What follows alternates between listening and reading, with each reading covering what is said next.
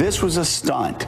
You call a stunt something that you know is going to happen. The vice president reigniting the fury over the flag. Inconvenienced tens of thousands of Colts fans to, again, use the flag and the anthem as a prop. I think that sending the vice president to the game was a pre-planned stunt, but I think Americans don't like stunts. So Vice President Mike Pence leaves a football game after a number of players kneel during the national anthem, and he is ripped for pulling a planned stunt. But not a word about those players who planned what they did. That wasn't a stunt. No, the vice president was using the national anthem and flag as a prop, but not the players who've been doing this essentially for weeks. Sorry, my friends, but that flag just doesn't fly. Welcome, everybody. I'm Neil Cavuto, and I am sorry, but it is time to get real on an issue that is very real, because this is becoming a very real and disturbing, consistent trend. This isn't about what happened at a football game. This is about the weird way so many in the media are playing this game, a rigged game, a rotten game, and one that isn't about who is kneeling or leaving, but who is fooling and lying.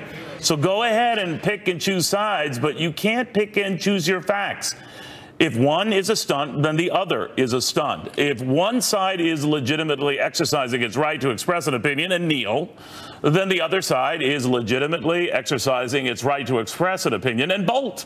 Report each, report both. But save the selective outrage for Americans who no doubt see through the media's hypocrisy. The same media that still seems to have a devil of a time finding anyone, save the brave few today, to speak on the record about the moral hijinks of a movie mogul who had been a lion of the left, but didn't express any such reservation, piling on the alleged abuses of some media figures on the right. No, they're fair game, as are defending players protesting at a game and ridiculing politicians exiting that game. Now, I don't know about you, but I'm getting real tired of this game where the only standard seems to be a double standard. From the same game that dares to lecture Republicans on piling up debt, ignoring the fact that when, well, liberals were in charge, we doubled our debt. Or seized on a Las Vegas massacre as a rallying cry for gun control, even as California Democratic Senator Dianne Feinstein admits no law could have stopped the gunman behind that Las Vegas massacre.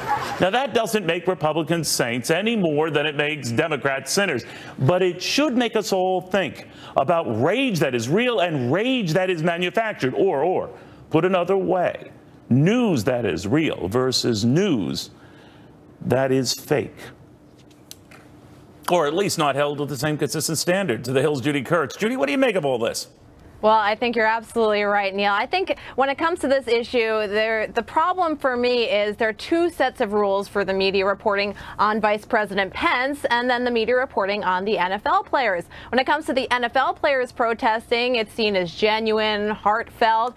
But when it comes to Vice President Pence showing his own form of demonstration, it's suddenly called a stunt and staged. I'm just wondering what to make of this, though, because the rage was palpable in the media over Pence, down to whether he was wasting taxpayer dollars or not, but not over all the stuff that preceded it. And I just thought that whether you're going to get all, hot and bothered about one, you should get hot and bothered about the other, and vice versa. That's right. I think the problem here is that the media, many members of the press, are calling foul on Pence, ascribing ulterior motives to this move. And look, as far as the money issue, maybe the timing could have been better, especially with the heightened focus on the cost of air travel with former Secretary Price leaving. But you have to say that certainly the demonstration worked. It's in the news now. But, Judy, when I, go around and look at the media reaction to this, it was far more vitriolic regarding the vice president and, by extension, his boss than any of the players. They were virtuous and seen as fighting for something that was, at their heart and core the right thing to do. Not so the other way around. That's right. I think, though, one of the issues here is President Trump seemed to give away the game plan, if you will, and that's a lot of the reason we're now having the press blow the whistle on Vice President Pence. But at the same time, the move worked because we're here talking about an issue that had largely faded over the past few weeks, a hot-button issue that really plays well to President Trump's base. I'm wondering, though, if it's going to change the way we look at games. In other words, the next Dallas Cowboys game, where the pressure will be on to do what Jerry Jones has succeeded in the past to do. That is, get his players and he himself to kneel in sympathy before the national anthem, then all rise for the national anthem. What do you think? Yeah, I certainly think all eyes are going to be on the national anthem for the near future.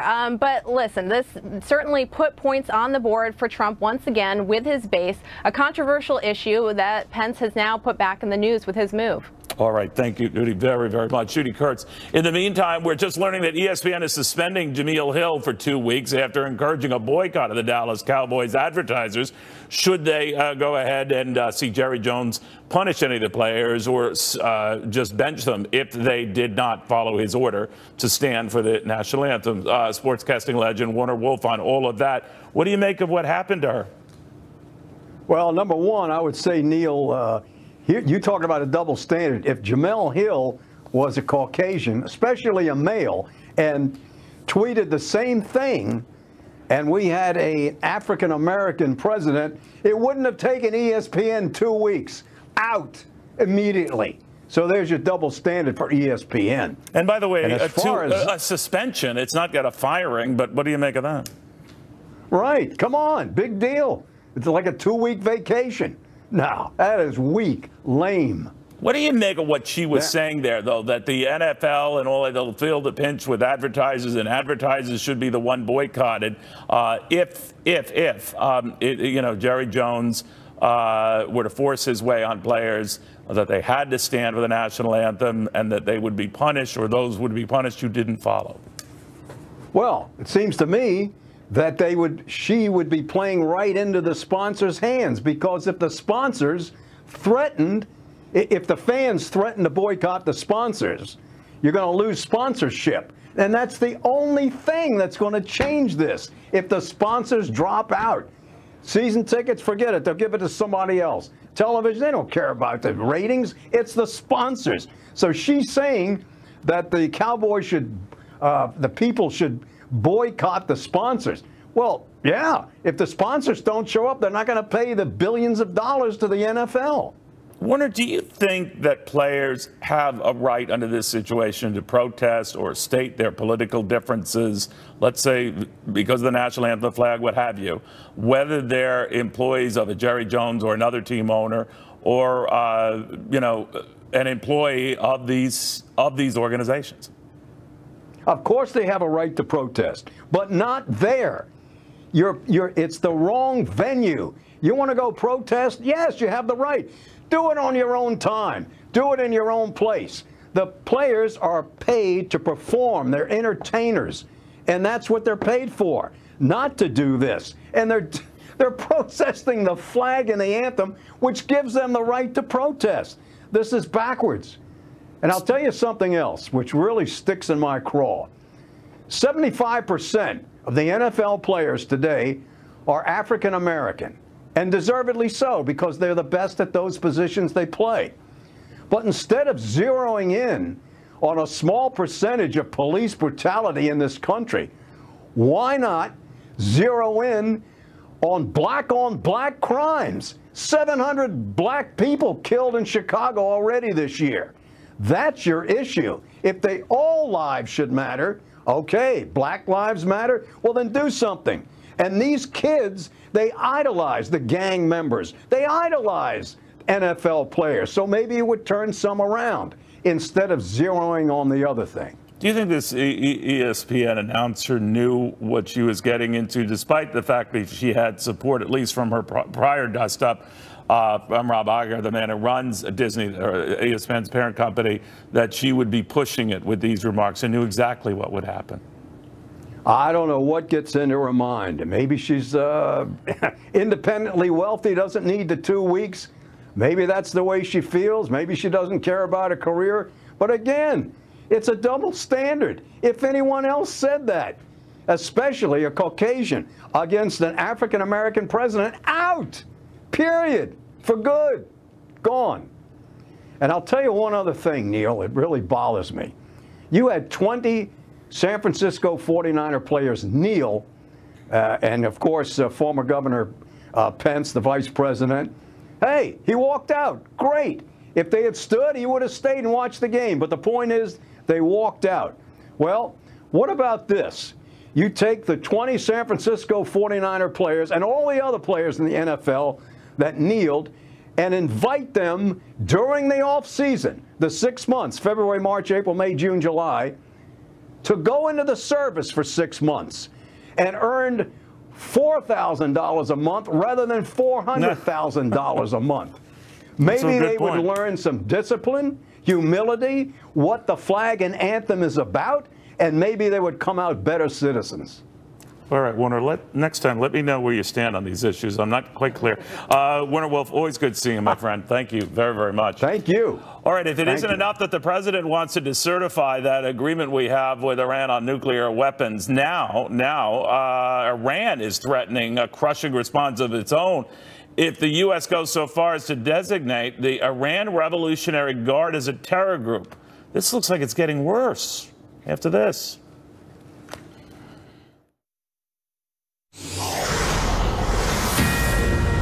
All right, Iran is ticked at us for two things. One, this growing expectation that sometime this week, could happen tomorrow, who knows, the president's going to decertify that nuclear agreement we have. And then the Iranian Revolutionary Guard, now deemed itself a terrorist group, and worse, has to be treated as such. Retired U.S. Army four-star General Jack Keane on all of this. General, what do you make of this? Because they're frothing most at the latter, not even the former. Well, yes. One of the things the Iranians just can't stomach is really adverse publicity that just goes worldwide. And that's what will happen as a result of the Iranian Revolutionary Guard Corps being named as a terrorist organization. We've already named the Quds Force, which works for them, as a terrorist organization. And they absolutely are. I mean, as we know, Iran is the #1 state in the world that sponsors terrorism. And the fact is that the IRGC, and the Quds Force do that. They have armed the Hezbollah with 160,000 missiles and rockets that are at various places in southern Lebanon. And they're there for one reason only, and that is Israel. The IRGC is on the ground running the war in Syria, and they systematically, on the ground, kill civilians with their own hands, death squads that go out into these villages. And when I'm not talking about opposition forces, I'm talking about families. They are systematically involved in genocide. So yes, we got to call them out, and we don't need to worry about the rhetoric that's going to come out of Iran. This is one of the things that really galls the president and his national security team, Neil, about the nuclear deal. Because all of this aggressive, assertive behavior that is so harmful, the stability in the Middle East writ large, has never been a part of the deal. And they are permitted to go about this, and we've given them billions and billions of dollars to help fuel and fund this kind of activity. And none of it is connected to the nuclear deal. So what happens now, General, if we go about trying to decertify this deal? Obviously, that doesn't mean it's abrogated. It just sort of, we almost seem to be starting from scratch in that event. But at the same time, you know, this move against the Revolutionary Guard, that's a double whammy that would have to have more global support, right? Wouldn't you want other countries who have been concerned that we might walk away from this deal sharing the same view on the Revolutionary Guard? Yeah, most countries will absolutely share that view with us on the Revolutionary Guard, no doubt about it. Really? What will happen as a next step, let's assume that decertification comes in a couple of days, then the Congress has 60 days to act on that decertification. And if they impose sanctions on Iran as a result of it, then the nuclear deal is in fact dead. If they choose not to impose sanctions on Iran and to let the nuclear deal ride, which is, I think, what they will do, the nuclear deal will live on. But what the administration wants to happen, they still want to try to fix it, even though that is a huge uphill battle. Fix it with our allies and fix it with the hands of the Congress and get some of the irritants out of that deal and modify it a little bit more favorable to what's taking place in that region. There is a huge struggle in front of them to do that, and that's the path we're on. General, do you think this is a signal to North Korea as well, that there are dual purposes here? Oh, yeah. And this is the cousin of North Korea. I mean, the Iranians, their playbook is absolutely taken from the North Koreans. And that playbook was covertly pursue nuclear weapons, negotiate as much as you possibly can, and keep pursuing nuclear weapons covertly. As part of the nuclear deal, another thing that galls the administration is that we have no access to their military bases. So can you imagine that? These are the Iranians who we caught cheating before, and yet we cannot inspect the activity at their military bases, and it's likely that they're at those bases cheating once again. And that's some of the irritants that have got to be removed. All right, General. Thank you very much. Good seeing you again. Yeah, good talking to you, Neil. All right, in the meantime, we want to bring you in on these developments out west that are getting scary by the moment. Officials now say at least one person is dead, 2 seriously injured in a wildfire north of San Francisco. This after authorities said they expect fatalities more. We're looking at 14 separate wildfires here, much of it, of course, in the wine country. More than 1,500 homes, department stores, hotels, businesses, and other structures have already been destroyed. More after this.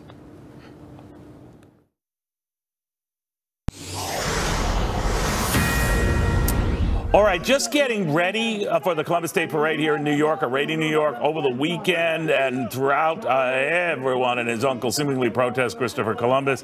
Not a popular, iconic symbol like the old days here.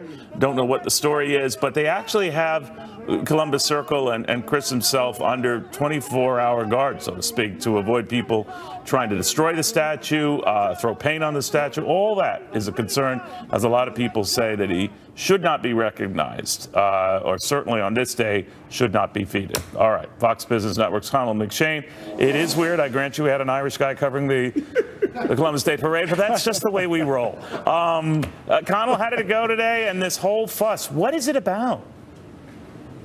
Well, it really went well, Neil, when you stop and think about it, and maybe the rain has helped out a little bit here in New York in terms of the protests. But, you were talking about it a little bit, and, this has been going on for years, the protests over Christopher Columbus and this move to rename this day as Indigenous Peoples Day. But as I walk into Columbus Circle, where we are, the famed traffic circle here in New York, the statue here of Christopher Columbus has been under 24/7 guard. There's some NYPD officers, you see one or two over on the side, and they've set up these, the metal police barricades here. So instead of, on a normal day, maybe you have your lunch with the pigeons or whatever you're going to do in Columbus Circle, you can't do that today because there has been a threat to the statues. In fact, a couple of them, one up in Central Park, was hit with the spray paint and whatnot. So today they're just being extra cautious. They really are. Now, earlier in the day, I was over on Fifth Avenue where the parade is taking place, and there was extra scrutiny there after what we saw in Las Vegas, the New York City Police Department, people watching to see how they would secure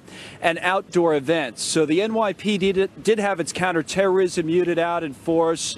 These police officers with the heavy armor and heavy weapons. They also have sharpshooters on various roofs. So they were taking every precaution that they could possibly take. But Neil, what the NYPD has told us, and they made this point a number of times, is that they always do things like this. In this city, they're used to securing outdoor events, and what happened in Las Vegas is awful, obviously, but the things that they did today to secure this event, they do all the time. And like I said, so far so good, and maybe the rain has helped out a little bit in that regard. All right, great job, Conall. Thank you very much, Conall McShane. Well, la-da-dee-da. Joe Piscopo and our own Maria Bartiromo were announcing the parade and everything else. Great chemistry between them, two proud Italians.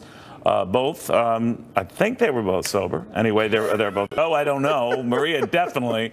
But you were there. I mean, the crowds were affected by the rain, right? Yeah, it was great. It was great. We were excited about it. People were pumped up about it. We're celebrating about it. Every time I see the news, from all over the world, like Los Angeles, you go, what country are they in? What universe are they from? We had a great time. The Italian Americans showed up. We celebrated ethnicity everywhere with Maria, and it was great. I have to tell you. Was the mayor there as well? I heard he didn't show up. I did not see him walk. Governor Cuomo, he's been leading this effort not to recognize. Right. And he did not Columbus. take the walk. Governor Cuomo showed up, said the statue should not come down, was in the broadcast booth with Maria and I, and was great, actually. Really? Yes. So Do you understand this problem with Christopher Columbus? No. What is it about? No, I can't. I think because people have too much time on their hands. It really is. That's all it is. This Antifa. You know what I do in Italian? Uffa. That's what I said. Remember that? Remember that? A grandparent? Uffa. I do, yes, indeed. It was like, oh my gosh, what are you worried about? If you're going to take down one statue, the next statue, and what is the solution? What is a solution? Well, what are they complaining about? I have no idea. He was bad to indigenous people. But the greatest assault on indigenous people were who? The United States government. The United States government. And then what happened? They gave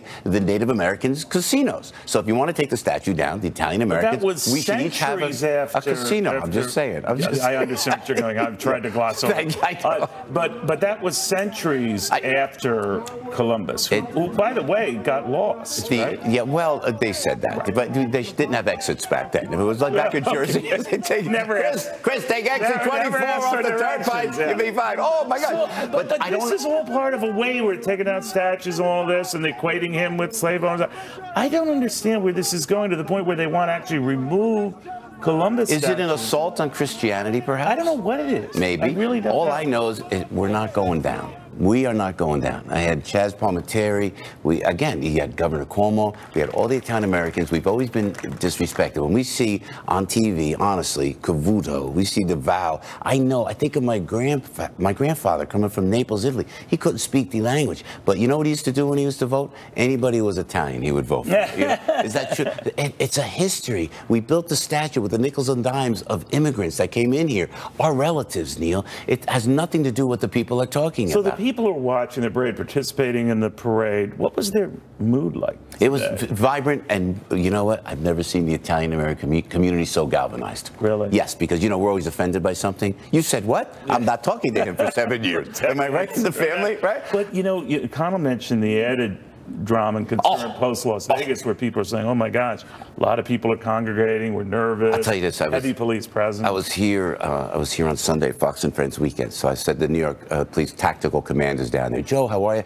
The NYPD under Commissioner O'Neill does such a great job. And I said to the tactical command, hey, we got the parade. I don't even say it on the radio show because I don't like you don't want to inflame the fringe. Right. So I said, hey, what's it going to be like? And they said, I swear to goodness, this was exactly the NYPD. We got this, and they had it. It was locked down. It was fun. It was celebratory, and we don't hate anybody. We just want to. You know what I liked about you and Maria doing? By the way, you both had great chemistry and you're very funny and all. They got mad because we kept talking about Neil Cavuto, Fox Business. Or your own shows. I like that. Yeah. But let me ask you a little bit, if you don't mind switching gears, with all the fuss right now over her,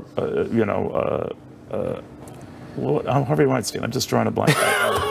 And now, all of a sudden, there's wondering why in the entertainment community, why in your old home, Saturday Night Live, weren't there any skits about that?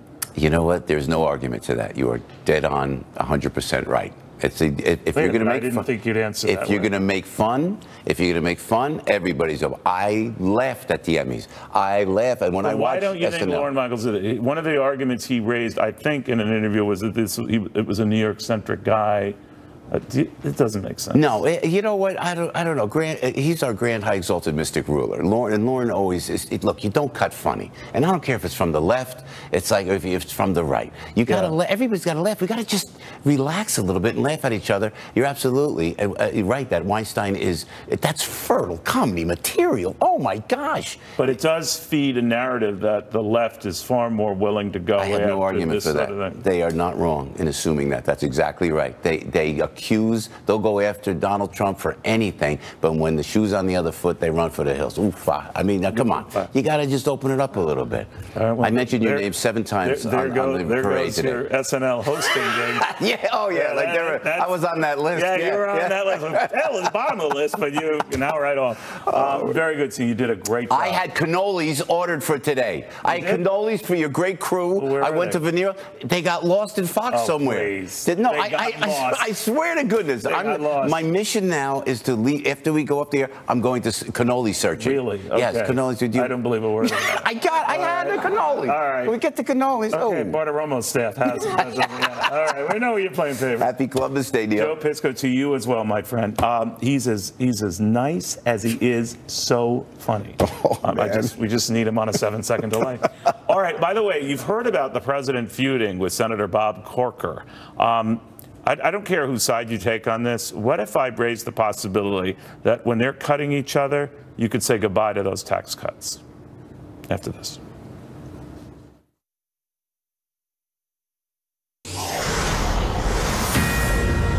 You know, for the life of me, I don't know where this began, the back and forth with Senator Bob Corker, the President of the United States, both trading barbs on Twitter over the Iran deal, health care, tax reform, who's an idiot. Bottom line, is this could really hurt tax cuts, because certainly a crucial vote might be, well, maybe not a given vote. And then that might tick off others in the Senate. Maybe not. We'll see. Fox Business's Charlie Gasparino, political consultant, Harlan Hill. Harlan, what do you think of that? Well, I think that what Senator Bob Corker has done here is beyond the pale. I mean, comparing the White House to a daycare center is not productive whatsoever. He invited this controversy, and it's because Bob Corker was going to lose his election, because the Republican Party that he was a member of has changed. And winners don't drop out of elections, and that's exactly what Bob Corker has done. Whether he dropped out because he was a winner or not, I mean, isn't the president in this case punching down, if that's what you think is the case? Well, this is somebody that he has to work with, right? And Bob Corker, well, good luck with that, right? Yeah. I mean, Neil, let's clarify here, because Harlan completely bastardized the facts of the last couple of days here. Oh my God! You did. Okay. Who tweeted first? It was the president. Bob Corker took this to a whole nother level. No. Gary, don't give him a pass. Think about how stupid you're sounding right now. Come on. See, this is what they do. The guy's a sitting. Let me just say this. The guy's a sitting senator. Okay, he wakes up one morning and the president of the United States says, "Oh, this guy begged me for an endorsement, called me up. I said no, and so he's not running." Which, by the way, is probably false. No, all of that is true. Really? How do you know? That's true. Were you on the phone with him? All of that's true. I mean, from what I'm hearing from the back channels. I mean, look, I'm on the advisory board of the president's re-election campaign, and I talk to people. So you're an unbiased source. Guys, one at a time. Harlan, answer that. Do you think there's no way of knowing for sure who's really telling the truth? What we do know is they've kind of zinged each other in the past. All I'm saying is, regardless of who started this, are you, Harlan, concerned that, look, I know you want tax cuts. I know you think that that's going to be an agenda that will be very helpful to the president, helpful to the country, that by doing this, the president, whether justified or not, might have just guaranteed himself a no vote on something he badly needs as many yes votes as he can get? No, the president doesn't need massive tax cuts. The president doesn't need relief from the burdens of big government. The American people do. I know, and so if Bob Corker really cares about these people, then he comes to the table. He's imperiled that. Yeah, think about how ridiculous this is. Think about how ridiculous this is. It's almost funny to listen to Harlan defend this stupid action. You need votes for the Senate to pass at least one legislative achievement this year. It's called tax cuts. He basically torches one of the guys he needs to pass. Even if everything he said was true, that Corker called him up, begged him, he said no. Even if all that was true, and which it's not, take it from me, he had there's no logic in sending out that tweet about Corker if you need his vote. Well, Charlie, are you saying that now he's guaranteed a no vote from Corker? Probably. I don't know. What do you think of that? This doesn't help, Corker's been working behind the scenes, taking cheap shots at the president for a long time. He was on the way out taking cheap shots. I don't know. I remember I remember him being an early backer of the president. I also remember him working with Jared Kushner, Ivanka Trump, to help them, sort of get in their foreign policy feet wet a little bit here. No. So he wasn't always a 100%. Always Trumper, but he's not been a never Trumper. Yeah. So why does it have to be that someone who disagrees a little bit is evil? Oh, well, the facts remain that Bob Corker was never a fan of the president. I mean, that's a fact. They were best friends during the campaign. What are you talking about? Because he wasn't blindly loyal, he did support him early on. And when times got tough, was he there? The most dire point in the campaign, was he there? No, that's not true. That's not true. He would not stick his neck out to defend the president during the most dire moments. During the most dire moments of the campaign. Charlie, your thoughts on this? By the way, I just forced you in this segment because I felt like it, but that I can't. Well, I'm like, listen, what's so absurd about this, even if you believe everything that the advisor, Mr. Hill, has to say about Corker, if you believe everything that President Trump, who bragged about his inaugural crowd sizes, that's not true. If you believe all that, if you believe them, he needs Bob Corker vote, and he just screwed him out himself, probably. Let me out of ask that you vote. then, You don't guys. know Let's that, separate Charlie. from this for a Oh, yeah. second. Do It you helped. think? All right, then, Harlan. Let me ask you this: do you think that? And I understand, he's a populist. He's his own man. The president gets frustrated. He's an independent. He's a rabble rouser. He's a goes against the grain, even his own party if need be. But eventually he's going to need votes. He's going to need support. And then this type of thing, whether justified or not, whether it was Senator Corker first who did this, I don't know what's what here. I will tell you that he's not helping his cause or agenda, right? Well, look, the president tried to play it nice for 7 months. He did. He did. He tried to play plays nice? Charlie, are you going to let me talk, or are you just going to run Go your ahead, mouth? Harlan. Go ahead. Okay. So he tried to placate Republicans, the establishment Republicans, for a long time. He outsourced much of the health care negotiation to Senator McConnell and Speaker Ryan, and they failed him, and they failed the American people. And so the president's done being nice. And guess what he did? He's not going to be nice because Charlie Gasparino wants him to be nice. And Harlan, guess what he's done again? He outsourced it the first time. They screw him over. He just outsourced tax cuts to them. No. How smart is that? Yes. No. 90% of this. The president said that he's going to put together a coalition to work with Democrats on tax reform. The president's going to get this done one way or another. Harlan, we'll see. But he needs votes, Harlan. Too soon to say, Charlie, whether this is the means to go about it. But I appreciate you both speaking your minds. I honestly do. A little more. On this great Columbus Day. Yeah, that's right.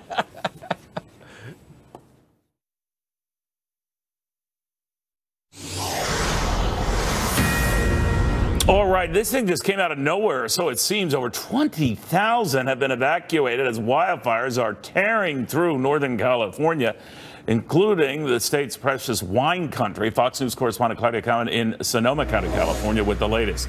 Holy cow, Claudia, what's the latest here?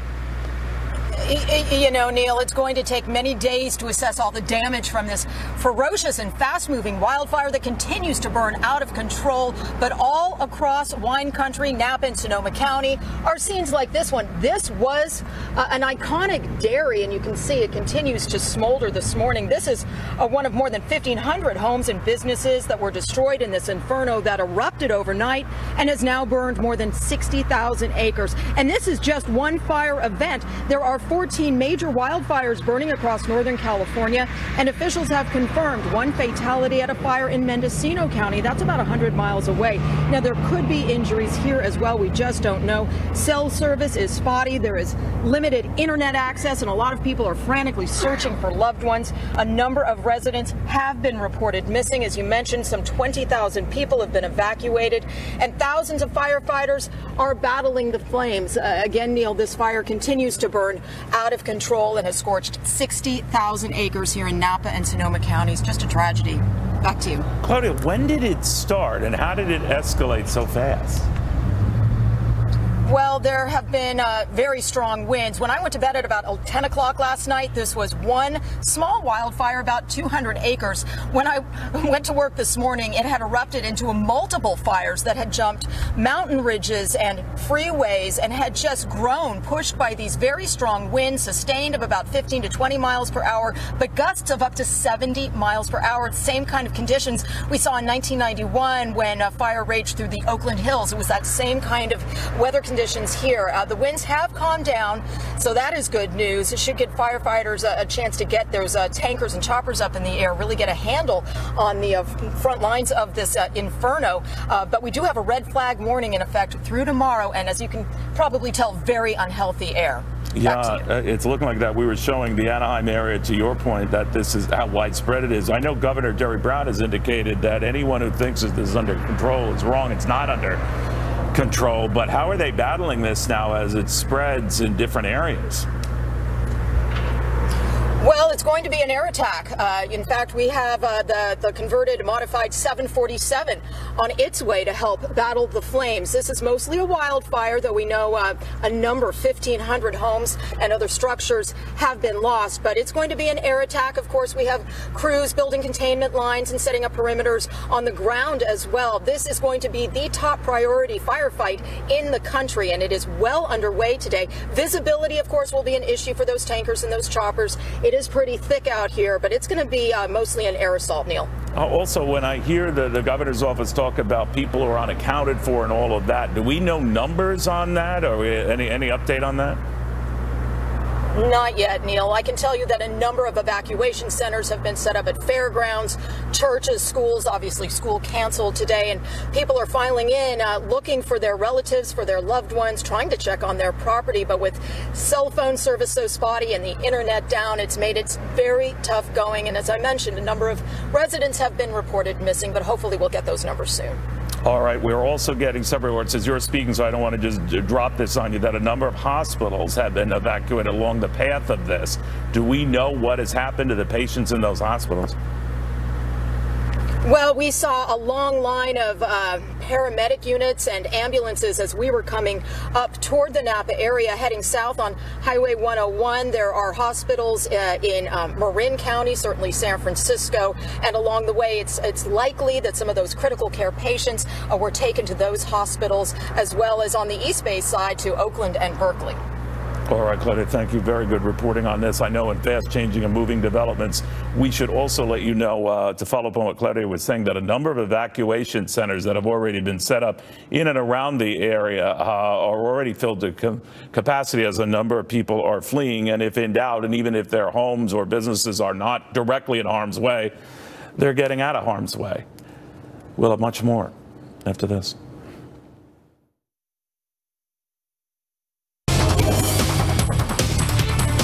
Finally, it is amazing, after all we have seen over the last week, to see something like this. Stocks going up. Yeah, even after all that terror in Las Vegas going down. Maybe being the money nerd here at Fox, I can't tell you how many people have stopped me to ask that question. Neil, what is it with these guys on Wall Street? Don't they know what happened? Don't they care about what happened? Inherent in their questioning, of course, is a deep suspicion that investors must not care. That's assuming investors, and we're talking about millions of them, tens of millions of them the world over, are responding as one amorphous being. They're not. It is human nature to see investors of every type doing something in unison. But being human beings, each is responding individually, united only by the stocks they own and a hunch where they think those stock prices will go. Stepping back, they clearly assessed Las Vegas and concluded it wasn't worth giving up. Trust me, that doesn't make them saints, but as I like to say here, neither does their perfectly rational reaction make them sinners. Maybe they were relieved this didn't appear to be an ISIS-inspired attack. Hard to say, probably still too early to say. Maybe they're sadly used to this. You know, we live in a world where terror attacks of all sorts keep popping up in all sorts of places. Maybe they were relieved to see the reaction of a city that refused to let a madman get the better of it. So why should investors sell over it? I don't know. This much I do know. Markets might be part of the moment, but they don't necessarily live in the moment. They are judged over the course of many moments, over many years, some good, some bad. But if there is one thing I've learned about Wall Street, my friends, is that over time, it truly does track Main Street. The guys who invest our money are pretty much like us, the folks who give them that money. In the moment, they too shudder, but through those moments, also like us, they shoulder on. I want you to take a look at the chart of the Dow over the last century or so. It goes up. Now, if you were to peek closer, you'd see some rough points, even some jagged points, but only when you get close, real close, to see a depression, or several recessions, or a world war, or so many other wars, or a presidential assassination, or an oil crisis, or another oil crisis, or terror attacks, or financial crises. So many crises punctuating so many points in time, but as you step back, and that's key, mere ripples in time, through each and all, always the same. The chart goes back to moving up, kind of like we go back to moving up. Stocks behaving as we are behaving, perfectly rationally. Investors betting on better times coming, no different than average Americans convinced difficult times will soon be ending. There is an inherent sense of optimism to that. It is part of who we are, not to be defined by what we fear, whether we go about our lives showing it or put money down literally. This was a stunt. You call a stunt something that you know is going to happen. The vice president reigniting the fury over the flag. Inconvenienced tens of thousands of Colts fans to, again, use the flag and the anthem as a prop. I think that sending the vice president to the game was a pre-planned stunt, but I think Americans don't like stunts. So Vice President Mike Pence leaves a football game after a number of players kneel during the national anthem, and he is ripped. This was a stunt. You call a stunt something that you know is going to happen. The vice president reigniting the fury over the flag. Inconvenienced tens of thousands of Colts fans to, again, use the flag and the anthem as a prop. I think that sending the vice president to the game was a pre-planned stunt, but I think Americans don't like stunts. So Vice President Mike Pence leaves a football game after a number of players kneel during the national anthem, and he is ripped for pulling a planned stunt. But not a word about those players who planned what they did. That wasn't a stunt. No, the vice president was using the national anthem and flag as a prop, but not the players who've been doing this essentially for weeks. Sorry, my friends, but that flag just doesn't fly. Welcome, everybody. I'm Neil Cavuto, and I am sorry, but it is time to get real on an issue that is very real, because this is becoming a very real and disturbing, consistent trend. This isn't about what happened at a football game. This is about the weird way so many in the media are playing this game, a rigged game, a rotten game, and one that isn't about who is kneeling or leaving, but who is fooling and lying. So go ahead and pick and choose sides, but you can't pick and choose your facts.